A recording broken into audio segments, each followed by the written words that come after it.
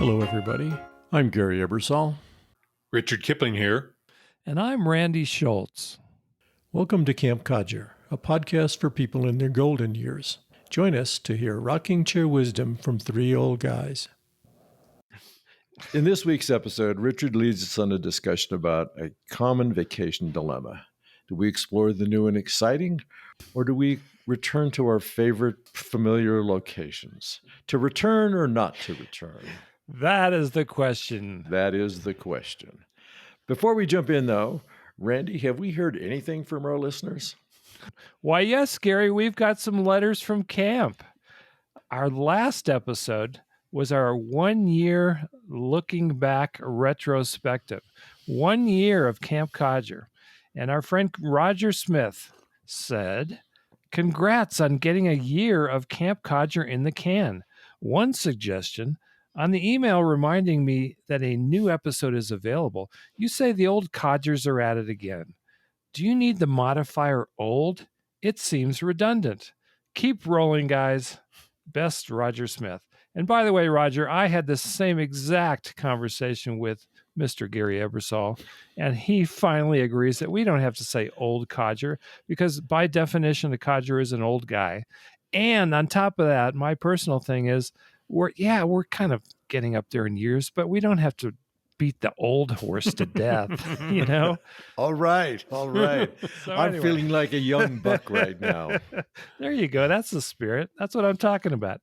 Okay, back to the mailbag. Jeannie Robertson said, "Congrats on your first year of podcasting. Such a huge commitment to pull off. It is refreshing to listen to you three guys. The show stimulates me to reflect on my personal memories from the past. If you keep podcasting, I will keep listening. Thanks for your dedication. And thanks, Jeannie, for listening. And please tell your friends. We have lots more spaces at camp for folks who would like to listen to our podcast. A couple weeks ago, we did an RIP sports page. Our lament is what it was. It was a lament on the sports page kind of going away from print newspapers. Our friend Jack Turner said, "I believe this chat character is a reincarnation of Professor Irwin Corey. As an old ! Printer, I still like getting my hands dirty reading the paper edition of the Albuquerque Journal. Then I hitch up my horse and buggy and ride into town for a sarsaparilla." Sports page gone is another sad loss in this age we live in. And Jack, I couldn't agree more, and neither could Richard. And Gary doesn't care because he reads everything digitally and it doesn't matter. Ink? What would you use ink for? Anyway, thank you guys, all of you who are listening to the show. We love your comments. We love the fact that you're with us. And please keep listening and keep commenting. Thanks, Randy. It's always great to hear what our audience is thinking. Richard, what do you have for us? Well, I don't know about you guys, but I have this debate with myself and with Allison every single year. Should we find some wonderful new place to vacation, some exciting place that we haven't been before, or should we return to a favorite place? We've all had vacation trips that didn't work out, and for sure, we're not going back to that place. But what about those places where you had a wondrous experience?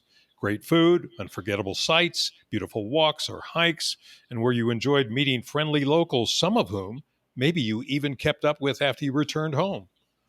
What if you went back to one of those places? Do you want to? Do the advantages outweigh, perhaps, the lure of the new?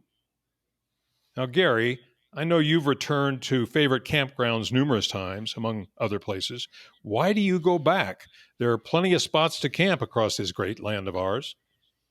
Well, it's not about being a favorite necessarily. Sometimes it's just convenience. I mean, the campground we're talking about is close by. It's an hour and a half away. It's pretty. It's scenic. There's great hiking. We also had some good times when you guys joined us on that camping trip. So you kind of return for the good times. You return for the fact that it's convenient, and you return because it does feel comfortable. You have expectations, and those expectations are met. Randy, you've got a second vacation home outside of Phoenix. That must be a place you head off to frequently, although not recently, perhaps. What is the lure of heading back to a specific place? Well, the familiar is a nice thing, but when you've got a place that is actually yours, or a place that you've returned to often enough to feel familiar, like it's yours, it's a way to get away from your regular home and go someplace different. And someplace different doesn't always have to be different and new to you.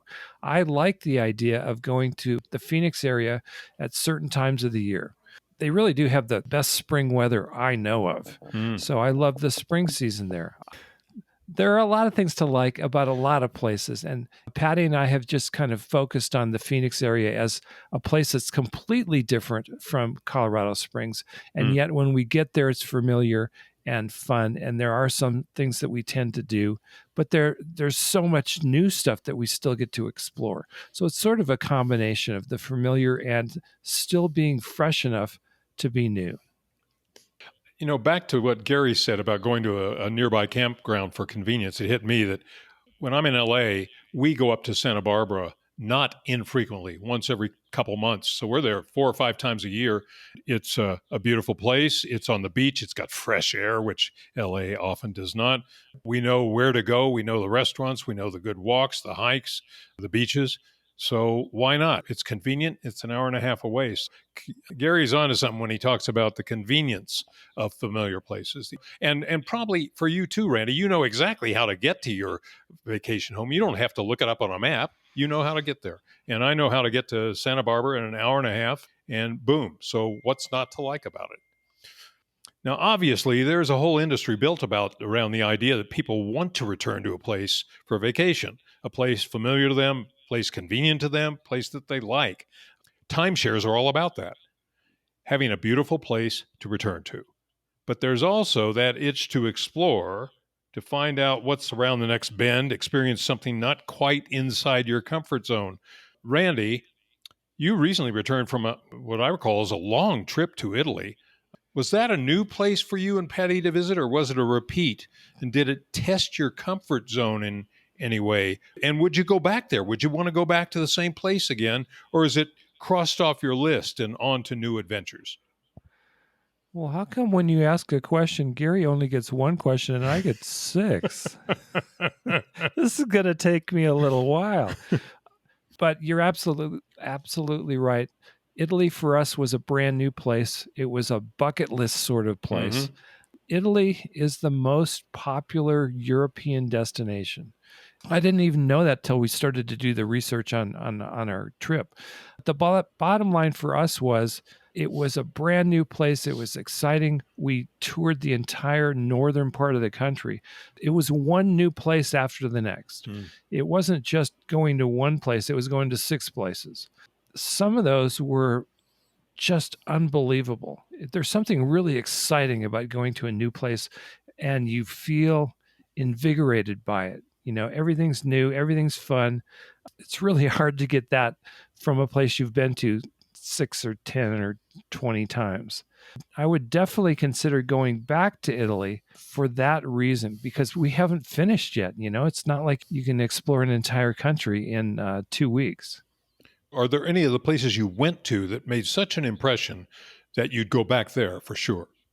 Yes. A couple of the places I think I can cross off my list because they were great, but I don't really expect there was much more for us to see there. Mm-hmm. But Tuscany as a province was so spectacular. I'd like to go back and explore more of that. And the city of Venice was insanely different from anything else I've ever seen. I was not prepared for it. I didn't really know what Venice was all about. When we get there, it's like, holy mackerel. This is a spectacular place with way more history than I expected. So I would go back there for sure. Okay. Well, Gary, you too went with B across the pond a year or so ago to Italy. Would you go back? Did you have an experience that said, was so fine, so nice that you go back? The answer is, well, duh. Who wouldn't go back to Italy, right? I mean, it's popular for a reason, because it is just a really stunning place. I think sardonic is Gary's middle name. Yeah, sorry, I can't help myself. But when you think about it, I'd go back in a New York minute. I'd go back to the same place, and I'd go back to different places. There's so much to see everywhere, but in Italy particularly, it's just so full of history that you can't not enjoy it. And the climate's great, and the people are great. And the food is great. The food is great. Yeah, I'd go back to Italy. There's other places I'd go to, not particularly exotic. I am just never enchanted by the idea of an exotic place. One of the things I like to do when I go places is to try to kind of blend in. I don't want to look like a tourist. By the way, an article in the paper today said your shoes will determine whether you look like a tourist. And the Bermuda shorts. That's a little bit of a problem, true. And the T-shirt that says, I love the USA. Yeah, exactly. We won't talk about the caps we're wearing because the baseball caps are a very American thing. But the idea of staying in one place for a week or so is always interesting to me. I'd go back to Italy. I'd go back to England. I'd go back to Ireland. So returning to the familiar, but in a sense unfamiliar because you might go to a different part of the same country. I like places where you can kind of blend in. I'm a sucker for returning to favorite places. One of the things I like is that if you go back to a place not too many years later, some people that you dealt with then are still there. I mean, the shop is still run by the same people, and they may recognize you. You get an instant kind of hit of a relationship that's somehow endured. And even if I've had a bad experience in a place that I otherwise enjoyed, you can tweak an experience to make it better. We had one in Rome where I picked the wrong hotel and we stayed there 2 nights. It was a disaster. That was some years ago. We went back to Rome last year. I picked another hotel, but I was very careful that this one worked. It changed everything. We had a great experience at the hotel, and it improved our experience running around Rome. So you can tweak the bad to make it better. I used to, when I was a young person, I used to love the adventure of a new place, absolutely new. Explore, make mistakes, carry a map, or look at your phone, but it's new. It's new. I'm less that now. I'm more anxious to explore in depth places that I already know a bit. So I had a reporter in my newsroom some years ago who always went to his family's vacation cabin in Upper Michigan every summer. While the rest of us were jetting off here and floating off there and driving off here, he went to Upper Michigan every summer for the 5 years that he was a reporter in my room and for the 25 years before that. So I asked him, Tony, why don't you venture out a little more in the world? What about Mexico? What about Europe? What about Asia? What about other places in the U.S.? And he just said he loved the idea of things being the same. And if it was always a comfortable, relaxed sameness, he was a happy guy. He knew what to do, where to go, what to expect. But I want to ask you two this. Is there a place you've returned to and the experience has surprised you, where the return, quote unquote, delivered a lot more or a lot less than you'd expected? Randy? Well, one place that Patty and I have visited more than once or twice or 3 times is the island of Maui, part of the Hawaiian Islands, for those of you who don't know what Maui is, which is none of you. And one of the things I like about it is it's always a great trip, but it's never the same trip. Even in a small place, there are other places to go to that you haven't explored. There's a beach you've never seen. There's a restaurant you've never been to. If you want to go to the same favorite beach, you can. We know we can go snorkeling. That's one of our favorite things. But we can also get in the car and explore someplace new. It's that combination, I think, that appeals to me. Mm-hmm. Do you go to the same condo? Do you rent the same place every time you go? We have. We've got a condo complex that we've been to, I think, 3 different times, but there are many trips that we don't go there. We are really a dichotomy of the familiar and the slightly new. Gary, what about you? There's an old adage that I think we've all heard: you can never go home again. The internet tells me that it was Thomas Wolfe. But I think it's kind of true. I don't have a travel story in that respect, but I do have a relocation story. And right after college, my wife and I had moved to San Francisco. And San Francisco was great, but we were still young. And after a couple of years, we were homesick. So we decided to go home again. We decided to go back to Seattle, which was interesting because it really wasn't quite what we'd left, because essentially all of us had changed. We'd gone in different directions. We graduated from college. We weren't in high school anymore. We weren't in college anymore. And it wasn't the same. And after a few years, we rebounded to San Francisco. We went back to our new home. You really can't go home again, and it's like a vacation. Sometimes you can repeat your vacation. You can have it the same, and it feels just as good. In this particular case of relocation, we realized, that's not working so well. I've got exactly the same experience. I went to, as an exchange student, to Copenhagen, Denmark. I was 19 years old. It changed my entire life, that experience of 6 months. 8 years later, I had occasion to go to Europe again. I went to Copenhagen. It had to be on my list, and I was expecting all the old emotions and feelings and sensations. It didn't happen. It was a nice city. I enjoyed my 2 or 3 or 4 days there, but when it was time to go, I was ready to go. It just didn't have the resonance, much like your experience of Seattle. You had changed and the city changed, and Copenhagen hadn't changed all that much, but I certainly had changed 8 years later, and it wasn't the same for me. Randy? I think that's exactly it. When we started talking about this topic, I wasn't sure that was going to come up, but I think the mistake that's made when people go back to the familiar, the same old place, is that they're looking for the same experience. But you've changed over the last weeks, months, years. You're bringing a new person to that place. The place has probably changed. You can't have the same experience over and over again. If that's what you're looking for, I think you're going to be disappointed. So sure, go back to the same place if you really love it. I'll go back to Maui. I'll go back to Goodyear, Arizona, but it's not going to be the same exact trip. You know, one of the things that's interesting when you think about why do we return, and part of it is a lot of travel, particularly international travel, can be kind of stressful. It's anxiety inducing, right? So you think, oh my God, I'm going to a new place. I've never been there. So what's it going to be like? How do I get my car? How do I drive? You know, I'm driving on the wrong side of the road, wrong by our standards. And so you go back to the familiar because it reduces anxiety. It That's makes a great you feel, point. okay, it's one thing less I have to worry about. Or 6 things less. That's a draw for me, I have to say. Knowing how to get around a place that I've been to before, knowing the customs and mores. Yeah, you nailed it.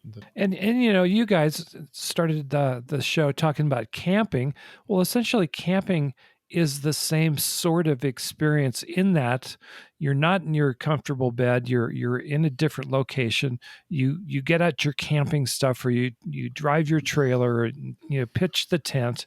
It's a camping experience, but you're not really looking for the same exact experience each time. Right. You're looking for a different flavor of that experience. But you do go through a lot of the same motions setting up camp and all that. You do no matter where you go.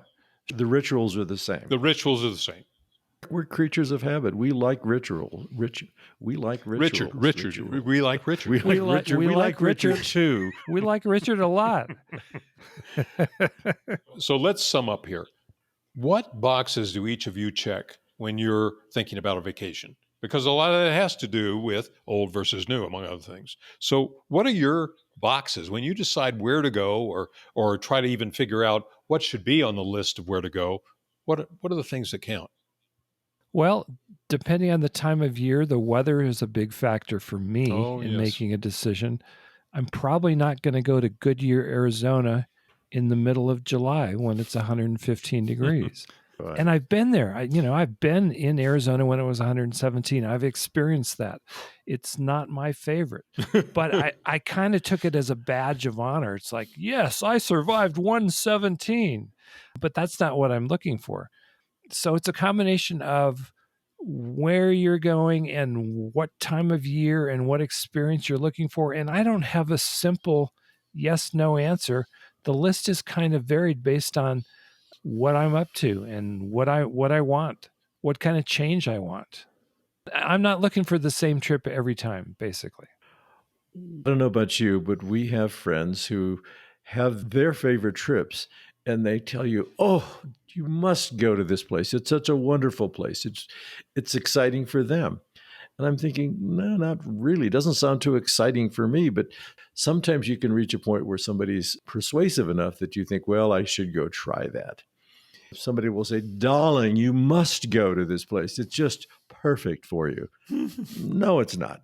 It's not my style. I start out by saying it has to be someplace that really interests me, not somebody else's recommendation, not somebody else's favorite place, my place, something I want to explore or someplace I want to return to. Well, let me break in here and talk about something that I'm not happy to talk about, and that is that age is starting to relate to my travel choices. I'll give you one example. A lot of friends of mine and myself have said, God, you ought to go to Berlin. Berlin's incredible. But a lot of people have told me that Berlin, and it's amazing to me, I haven't been to Berlin since I've spent so much time in Germany. Berlin is a very young city. It's filled with wonderful things to do for young people. I look in the mirror. I'm not one of those people. Do I want to go to a high energy city, or do I want to go to a different, little bit more modulated, a place that fits who I am now? I have a feeling this question, this eternal question, there's no right answer here. The three of us have offered up our experiences and our battle-tested advice on whether to go new or go back to the treasured familiar. There are no right answers, and there are no wrong answers. Thank you for listening, and please send us your comments. You should have plenty on this topic. Which travel philosophy do you follow? We'd love to hear from you. Join us next week when we bring you another episode of Camp Codger. If you enjoyed this episode, subscribe to Camp Codger in your favorite podcast app or sign up on our website. As always, we would love to hear from you. Drop us an email at campcodger@gmail.com, post a comment at www.campcodger.com, or leave a voicemail at 505-216-6171.